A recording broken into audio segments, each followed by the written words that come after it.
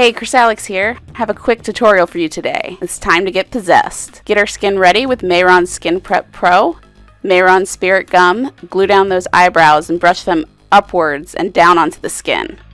Now put the Spirit Gum where we want the wax. Once on, tap your finger until the area gets tacky. Grab some Mehron Synth Wax, take some out with a spatula, and warm the wax between your fingers to get it more pliable. And press it down onto those Spirit Gum areas, building out the brows and the cheekbones, and also an area for a wound on the forehead. Blend the edges down smooth with a spatula.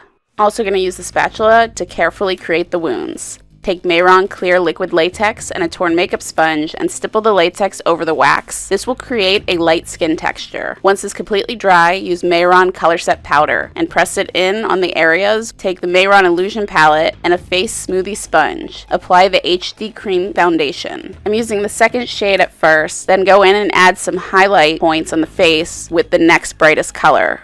Pro Coloring Bruise. Apply the maroon shade with the Mehron blending brush in a dabbing motion around the eyes, also the temples and cheekbones. Don't forget the outer corners of the mouth and under the lips. Let's get some of those larger areas by using the Mehron foundation brush.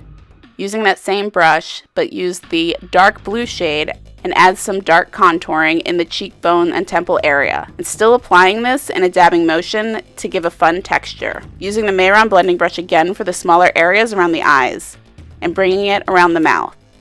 Creating a soft curve over the nose bridge and shade above the brow and around the wounds. Take the Mehron Fine Point Paradise brush and the dark blue to paint the inside of the wounds.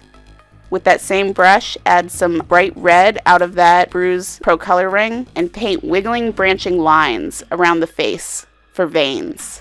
Back to the Illusion Palette, use the black eye powder out of the bottom row and applying it to the eyes with the Mehron Bullet Brush. Switch to the Mehron Shadow Brush for wider areas and darken the contouring across the nose. With the Mehron Contour Brush, darken the cheek hollow and sketch out the teeth with the black shadow. It's more of a ghostly set of teeth. Taking the Pro Coloring, using the yellow on the areas outside of the maroon color and around the wounds. Use the maroon color with the Mehron blending brush, apply splotchy, darker texture, and go over the rest of the face with the maroon color and foundation brush. Use the black Paradise AQ, getting the brush really wet to add black tear streaks under the eyes. Let's take the white Paradise paint and add some subtle highlights for a little more dimension on the teeth, the high points over the cheek contours, and around the wounds. Now let's add some more veins with that bright red. Some of these are darker than others. This will give you more interesting texture and make it look more organic. Also painted clusters of veins on the outer corner of the eyes and the mouth.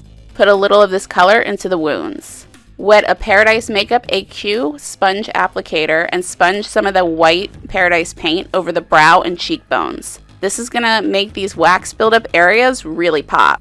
Let's grab that bruise ring again. With the torn makeup sponge and the dark blue, add more textures around the face, along the hairline, and build up some of those last areas to get that really sickly look. Using a thin brush, add the dark blue on the outer corners of the mouth. Mehron Barrier Spray to seal all that hard work. Last finishing touches with the Mehron Stage Blood. Put some oozing out of the wounds and a little out of the corner of the mouth as a last little detail. Now you're possessed and ready to have some creepy fun. If you enjoyed this tutorial, be sure to like and comment. Thank you so much for hanging out.